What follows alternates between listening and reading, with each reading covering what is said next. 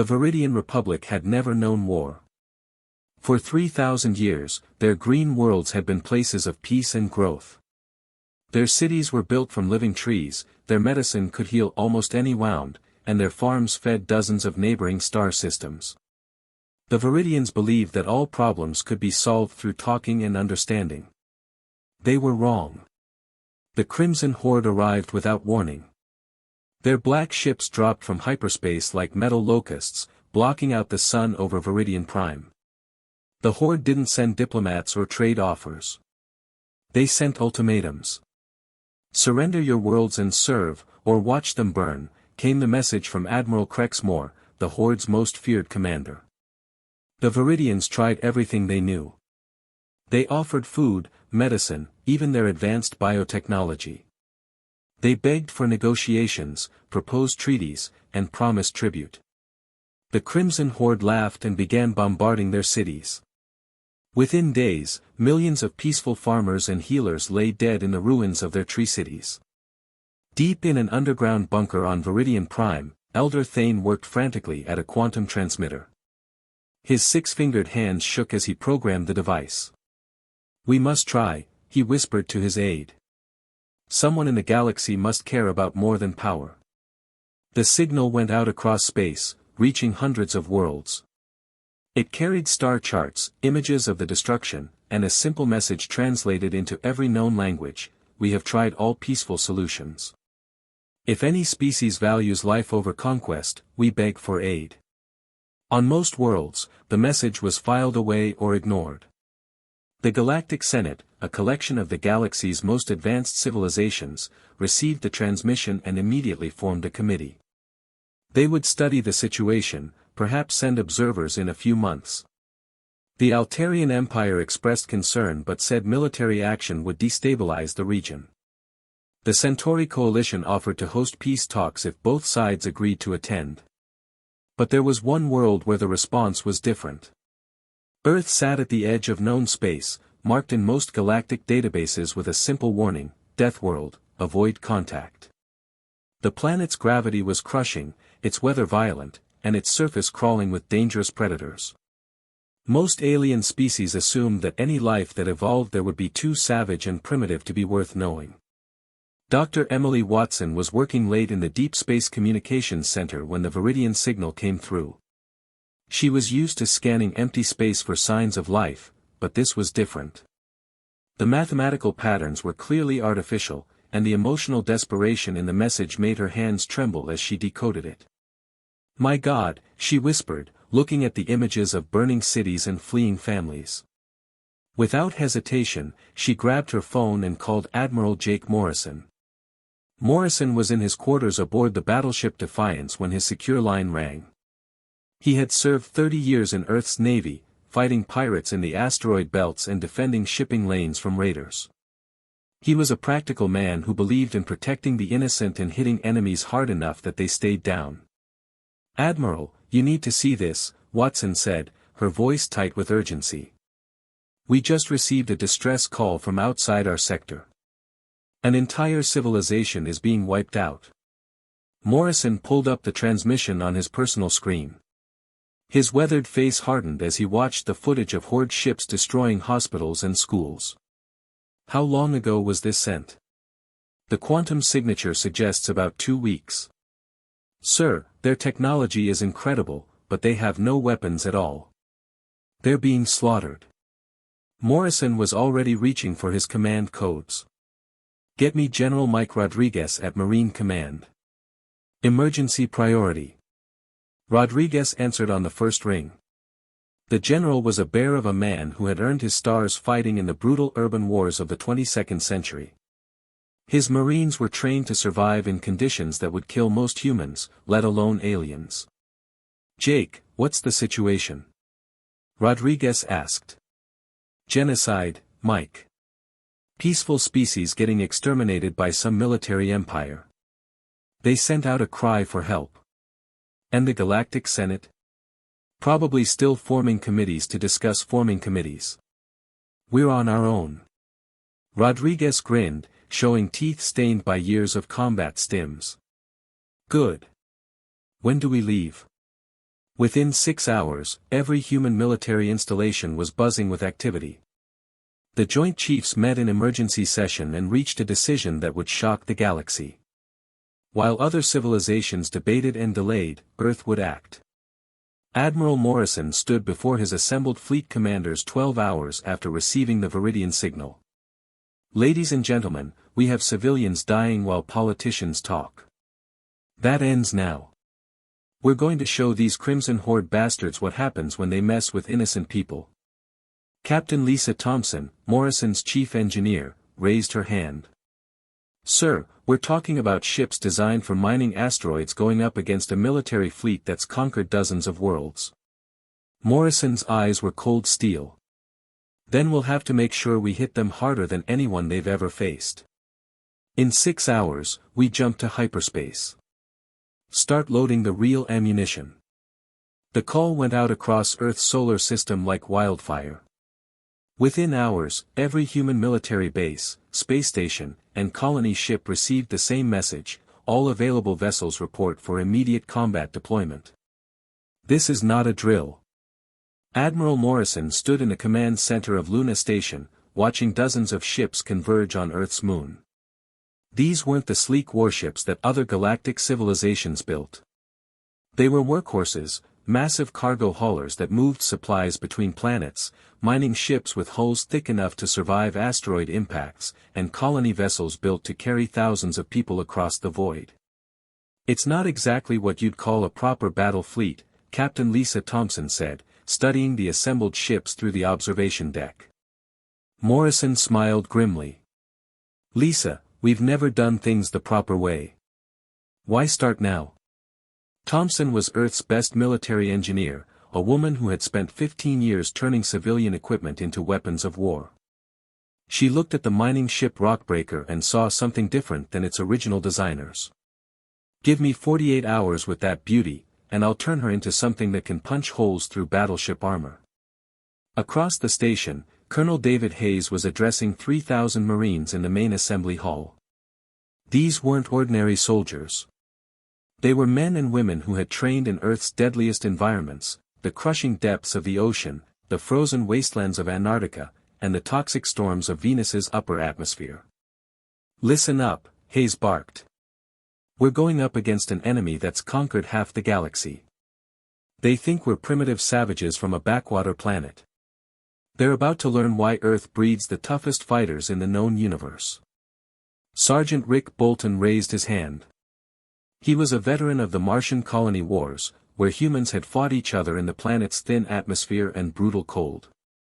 "Sir, what kind of opposition are we looking at?" Hayes pulled up holographic displays showing Crimson Horde ships. "Standard energy shields, plasma weapons, and soldiers who've never fought anyone who could fight back. They're used to easy victories against peaceful species." He grinned. "They've never faced anyone who grew up on a world that actively tries to kill them every single day." In the engineering bays, Thompson's crews worked around the clock. The cargo ship Heavy Lifter was getting a complete makeover. Her massive cargo bay doors were being fitted with railgun systems originally designed to launch supply pods across solar systems. The mining laser on the deep core was being rewired to cut through ship hulls instead of asteroid rock. "Boss, are you sure about mounting fusion torpedoes on a ship that was built to haul grain?" asked Chief Engineer Tony Martinez, looking nervous as his team welded weapon mounts onto the transport vessel Harvest Moon. Thompson wiped grease from her hands and grinned. "Tony, that ship was built to survive meteor storms and solar flares. Trust me, she can handle a few explosions." Meanwhile, Morrison was dealing with politicians. The Earth Council was having second thoughts about launching an unsanctioned military operation against a galactic superpower. "Admiral, this could start a war," protested Councilwoman Janet Price via secure transmission from Geneva. Morrison's response was ice cold. "Councilwoman, the war already started. The only question is whether we're going to fight it or watch innocent people die while we file paperwork." The breakthrough came from an unexpected source. Dr. Emily Watson, still analyzing the Viridian transmission, discovered something crucial. The Crimson Horde used a standard Imperial communication protocol, and their encryption was surprisingly weak. "Admiral," she called excitedly from her workstation, "I'm intercepting Horde military communications. They know we're mobilizing." Morrison leaned over her shoulder to read the translated messages. What he saw made him laugh out loud. "Command reports unusual activity in Sol system," read one intercepted message. "Primitive Deathworld species appears to be gathering crude vessels. Recommend monitoring but no action required."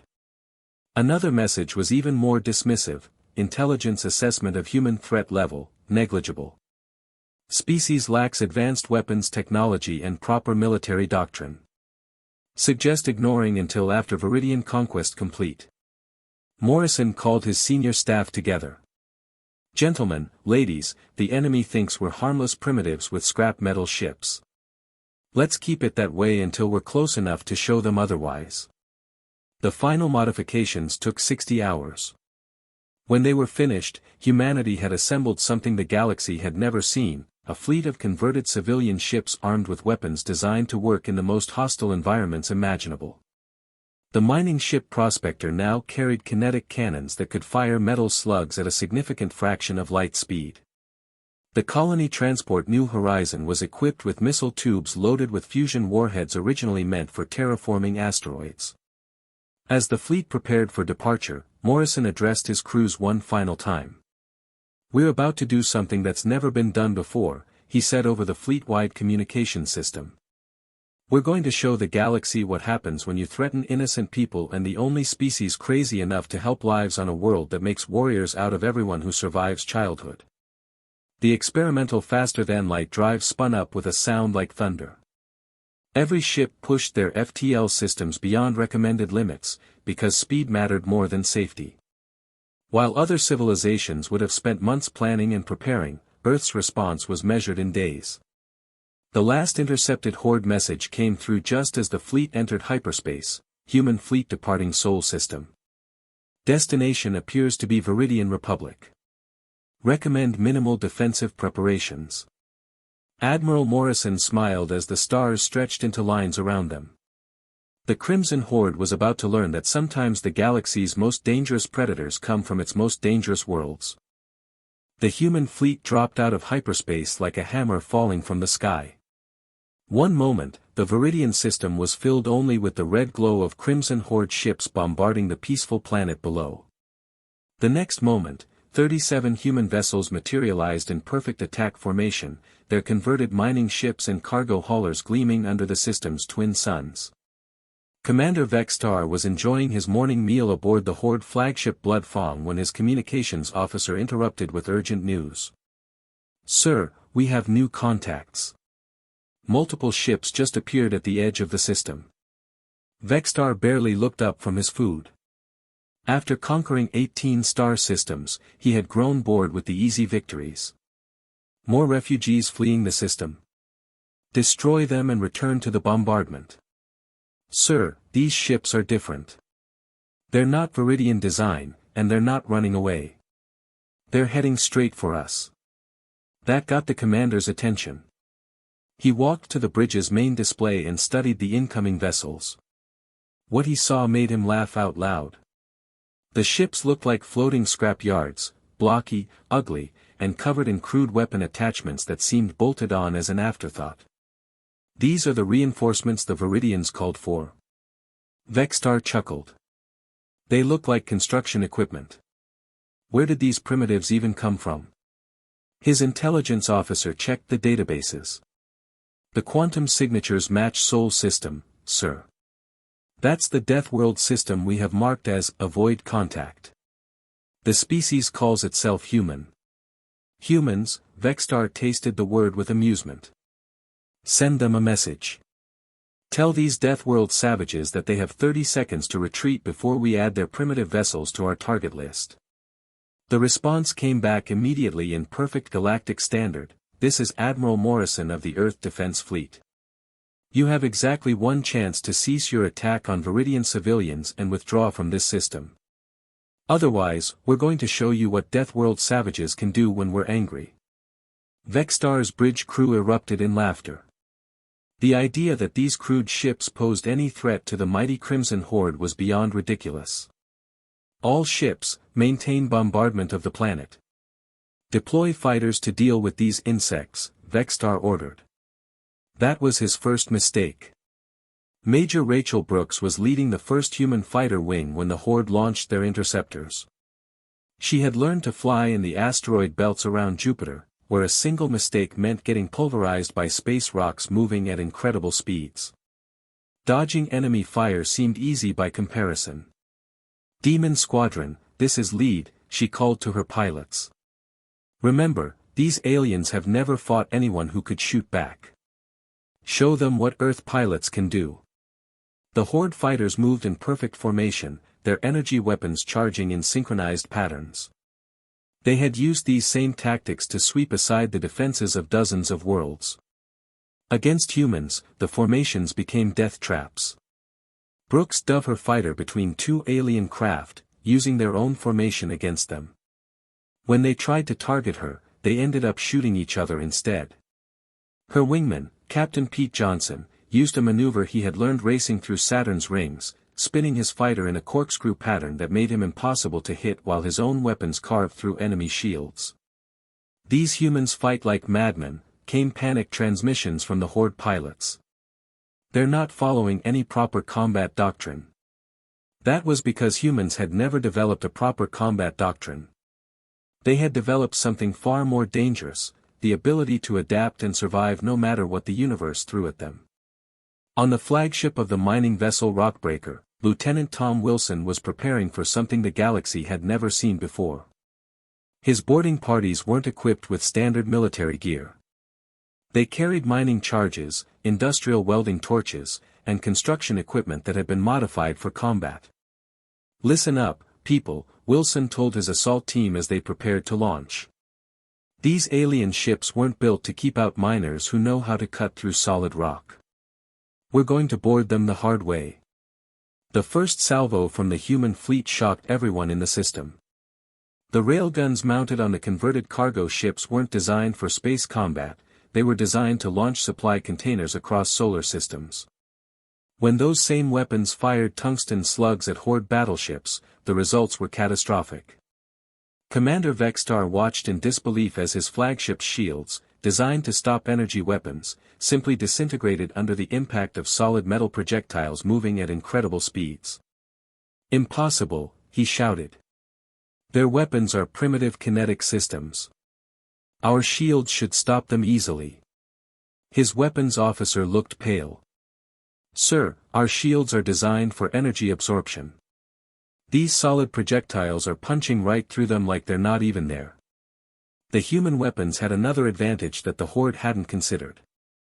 Mining equipment was built to function in the absolute cold of deep space, in the radiation storms near stars, and in the crushing gravity wells of gas giant planets. Unlike the sophisticated Horde weapons that required perfect conditions to operate, human guns just kept firing no matter what. On Viridian Prime, the survivors watched through their shelters as the battle raged overhead. Elder Thane couldn't believe what he was seeing. These human ships moved like living things, constantly changing direction and speed in ways that should have been impossible for such large vessels. "How are they doing that?" whispered his aide, watching a human cargo ship somehow dodge between two Horde destroyers while firing at both of them. Thane had studied the database entry for Earth. "Their homeworld has gravity nearly twice what we consider normal. Storm systems that would destroy our cities are routine weather for them. Every human alive has spent their entire life adapting to conditions that would kill most galactic species." The boarding actions were the final straw for Horde morale. Wilson's teams didn't knock politely on airlocks, they used mining charges to blow holes directly through hull plating, then poured through the breaches with industrial cutting tools that carved through Horde armor like it was made of paper. "These humans are insane," screamed a Horde Marine over his communicator. "They just blew a hole in our ship's hull while they were still in vacuum.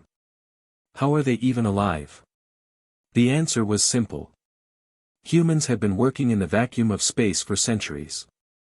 To them, boarding an enemy ship through a hull breach was just another day at the office. Commander Vexstar's flagship was dying around him. Human boarders had taken the engine room using explosives that should have killed them along with their targets. His weapon systems were offline, his shields were gone, and his crew was in full panic. "All ships, retreat," he commanded. "Fall back to the outer system. These Deathworlders fight like demons." But it was too late. The human fleet had positioned themselves perfectly, and there was nowhere to run. The Crimson Horde, conquerors of 18 star systems, was about to learn what defeat felt like. Commander Vexstar watched his once mighty fleet crumble around him.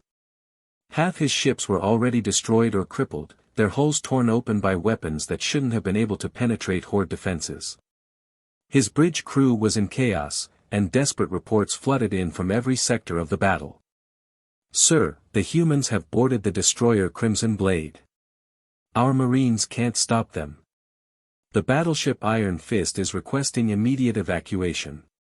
Human weapons have breached their reactor containment. Commander, we're receiving surrender requests from 12 ships." Vexstar had never heard the word surrender used by his own forces before. In 3 decades of conquest, Crimson Horde ships had never retreated, never yielded, never shown fear. But these humans fought like nothing he had ever encountered. "Deploy the Plague Protocol," he ordered, his voice cold with desperation. His weapons officer looked shocked.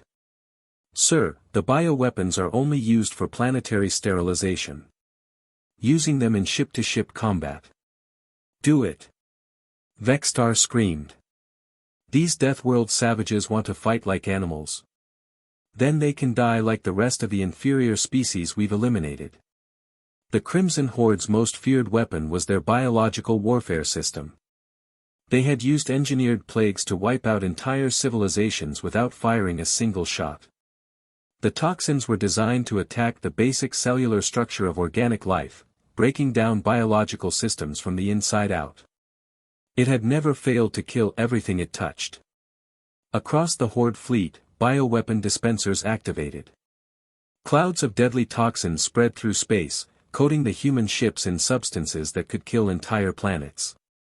The Horde Marines, protected by their sealed armor systems, watched confidently as the invisible death crept through the human vessels. They waited for the screaming to start. Instead, they heard laughter.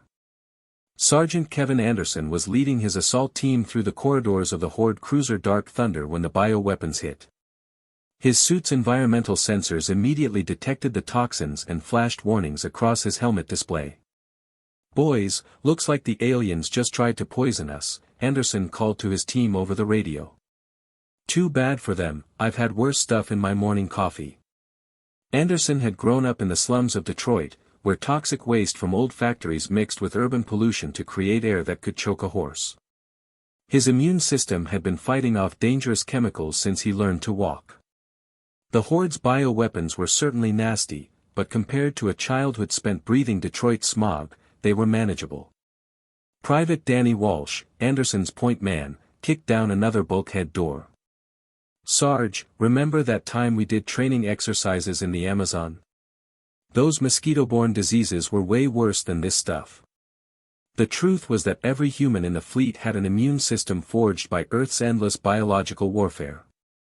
They had survived influenza, bubonic plague, malaria, and hundreds of other diseases that had tried to wipe out humanity over the millennia. Their bodies were living fortresses, designed by evolution to fight off anything that tried to kill them from the inside. The Horde Marines, meanwhile, were discovering that their perfect bioweapons had one major flaw: they had only been tested on species from peaceful, clean worlds. They had never encountered immune systems that treated deadly toxins as just another Tuesday. "The bioweapons aren't working," came frantic reports across Horde communications. "The humans are still fighting. Some of them aren't even wearing sealed suits anymore." Captain Jennifer Martinez was coordinating the orbital bombardment from her position aboard the converted mining ship Earthshaker. Her weapons weren't designed for space combat, but that didn't matter. She had something better than proper military equipment: she had human creativity and 30 years of experience making things explode. "Target the Horde command ship," she ordered her weapons crew. Load the deep core mining charges. These weren't standard military explosives. They were designed to crack apart asteroids the size of mountains. When they hit the Horde flagship, the results were spectacular. The ship's armor, designed to deflect energy weapons, crumpled like paper under the impact of explosives meant to shatter solid rock. Aboard the Horde flagship Bloodfang, Vextar realized he was facing something unprecedented in galactic history. His bioweapons had failed. His superior technology meant nothing. His perfectly trained soldiers were being overwhelmed by beings who fought like their lives depended on it, because on their homeworld, they always had. "Sir, the humans have breached our main hull," his security chief reported. "They're using some kind of industrial equipment to cut through our blast doors." Vextar could hear the sounds of battle getting closer. Metal screaming as it was torn apart, explosions echoing through the ship's corridors, and the steady advance of human voices coordinating their assault. Anderson's team had reached the ship's engineering section. The Horde crew had barricaded themselves behind emergency bulkheads, but human mining equipment made short work of barriers designed to contain atmospheric breaches. "Danny, set the charges," Anderson ordered. "Let's give these aliens a demonstration of how humans handle reactor cores." The Horde engineer in charge of the power plant tried to negotiate. "Wait. If you damage the reactor containment, you'll destroy your own troops along with our ship." Anderson grinned behind his helmet faceplate. "Son, I've been working with unstable explosives since I was 16. A little radiation never killed anybody from Detroit." That wasn't entirely true, but Anderson had survived 3 reactor accidents, 2 chemical plant explosions, and a childhood spent playing in abandoned industrial sites. He knew exactly how much punishment the human body could take before it gave up. As the charges detonated and the reactor core began to overload, Anderson's team made their way to the escape pods with casual efficiency. They had trained for emergency evacuation in environments far more dangerous than a failing alien spacecraft. On the bridge of the Bloodfang, Commander Vextar realized his ship was doomed. His crew was evacuating, his weapons were offline, and human boarding parties were systematically destroying everything they couldn't capture. He activated his final communication to Horde Command, a message that would change the balance of power in the galaxy forever. "This is Commander Vextar of the Bloodfang. The human species is not primitive. Repeat, the humans are not primitive. They fight like their world forged them, without fear, without limits, and without mercy. Do not engage these Deathworlders. Do not send fleets to Sol System. Mark their territory as forbidden and pray they never decide we're a threat." The transmission cut out as the Bloodfang's reactor core exploded, taking with it the last vestige of Crimson Horde dominance in the Viridian system. Across the battlefield, the remaining Horde ships were fleeing in full retreat, their crews spreading word of the terrifying species that had just ended centuries of galactic conquest with nothing but converted mining equipment and the will to fight. The age of the Crimson Horde was over. The age of human expansion had begun. The silence that followed the destruction of the Horde flagship was deafening. For the first time in 3 weeks, no explosions echoed across Viridian Prime. No energy beams carved through the sky. The bombardment had stopped. Elder Thane emerged from his underground shelter with trembling legs, looking up at a sky filled with human ships. Their blocky, industrial-looking vessels hung in orbit like guardian angels made of metal and determination. Debris from Crimson Horde warships glittered in the starlight, proof that the impossible had happened. "Send a message to the human fleet," Thane told his communications officer. Tell them that the Viridian Republic owes them a debt that can never be repaid." The response came quickly, directing a small Viridian shuttle to dock with Admiral Morrison's flagship. Thane himself insisted on making the journey, despite his advisor's concerns about visiting a ship full of Deathworld warriors. When the shuttle bay doors opened, Thane got his first look at actual humans. They were smaller than he had expected, but there was something unsettling about the way they moved. Every gesture was controlled, purposeful, like predators who were always ready for the next threat. Their eyes held a hardness that came from a lifetime of survival. Admiral Morrison met the elder personally, which surprised Thane. Most galactic military leaders would have sent subordinates to handle diplomatic meetings. Admiral Morrison, Thane began formally, the Viridian Republic wishes to express our eternal gratitude for your intervention. You have saved millions of lives. How can we possibly repay such a debt? Morrison's answer was not what Thane expected. Elder Thane, we didn't come here to collect payment or to be heroes, the Admiral said simply. We came because someone had to. Your people were dying, and everyone else was too busy talking to do anything about it. Thane studied the human's weathered face. There was no arrogance there, no demand for tribute or territory. Just a matter-of-fact acceptance that helping people in trouble was the right thing to do. Your species is unlike any we have encountered, Thane admitted. The Galactic Senate has protocols, procedures, committees for every decision. You simply acted. Morrison nodded. That's because we can't afford committees when people are shooting at us. On Earth, you adapt fast or you die fast. There's no middle ground. Within hours, news of the battle spread across the galaxy at light speed. The Galactic Senate, still debating whether to send observers to the Viridian system, suddenly found themselves dealing with a completely new situation. A previously unknown species had single-handedly defeated the Crimson Horde using converted civilian ships and sheer aggression. Ambassador Patricia Davis arrived at Viridian Prime 3 days later aboard a proper diplomatic vessel. She was Earth's best negotiator, a woman who had spent 20 years settling disputes between Earth's colonies and making deals with asteroid mining consortiums.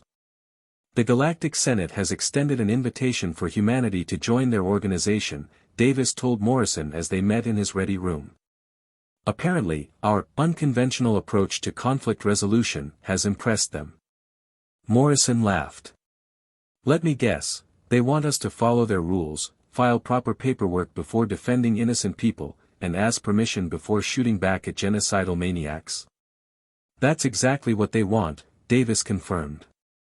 I told them we'd consider it, but I think we both know what Earth's answer is going to be. Instead of joining the Galactic Senate, humanity proposed something different. Direct defense partnerships with species who wanted protection but couldn't provide it themselves. No bureaucracy, no committees, no endless debates. Just simple agreements: if you're attacked by aggressors, call Earth, and human ships will respond. The first species to sign up was the Viridians, of course. But within weeks, others followed. The Peaceful Crystalline Collective, whose silicon-based bodies made them excellent engineers but terrible fighters. The Aquatic Federation, whose underwater cities were vulnerable to orbital bombardment. The Agricultural Worlds Alliance, farmers and scientists who had never needed weapons until pirates started raiding their food shipments. Colonel Robert Miller set up the first training facility on a rocky moon orbiting Viridian Prime. His job was to teach other species how to defend themselves using human methods, not sophisticated military doctrine, but simple, practical combat techniques that worked when everything else failed. The key, Miller explained to his first class of alien recruits, is not to fight fair. Fair fights are for sports competitions. Real combat is about winning fast and going home alive. His students included Viridian security officers, crystalline engineers, and even a few former Galactic Senate peacekeepers who were tired of watching civilians die while their superiors debated responses. Lesson 1, Miller continued, forget everything you know about proper military tactics. Your enemy expects you to follow rules. Don't give them that advantage. Meanwhile, the effects of humanity's intervention rippled across the galaxy in ways no one had anticipated. The Crimson Horde, once the most feared military force in known space, was now actively avoiding entire sectors of space. Their intelligence reports marked Earth as a Class X threat, and advised all Horde commanders to retreat immediately if human ships were detected. Other aggressive species took notice. The Razor Claws, insectoid raiders who had been terrorizing trade routes for decades, suddenly found their targets defended by human escort ships. The Shadow Empire, masters of stealth warfare, discovered that human sensors could detect their cloaked vessels using mining equipment designed to find metal deposits in asteroid fields. The most significant change came from an unexpected source, the oppressed populations of conquered worlds. Species who had lived under the boot of military empires for generations began sending their own desperate signals toward Sol System. The messages were always similar: our rulers are tyrants, our people suffer, please help us. Admiral Morrison found himself reading dozens of these pleas every week. Earth's response was always the same: if you're fighting for freedom and need backup, human ships will come. If you're just asking someone else to fight your revolution for you, figure it out yourself. Dr. Emily Watson, now serving as Earth's chief xenological analyst, compiled a report that would become legendary in diplomatic circles. Her conclusion was simple: humanity's greatest weapon isn't our technology or our aggression. It's our refusal to accept that innocent people should suffer while those in power debate what to do about it. The final proof of humanity's new status came from an unexpected source. A Galactic Senate intelligence briefing, intercepted by human communications specialists, contained a single line that said everything: when dealing with galactic crises, remember that calling the humans should be considered a last resort. Not because they are ineffective, but because they are too effective. At the bottom of the report, someone had added a handwritten note: when civilization fails, call the barbarians. Morrison read that line and smiled. Earth had found its place in the galaxy, not as members of a civilized council, but as the species other civilizations called when civilization wasn't enough. The age of human expansion had begun, and the galaxy would never be the same.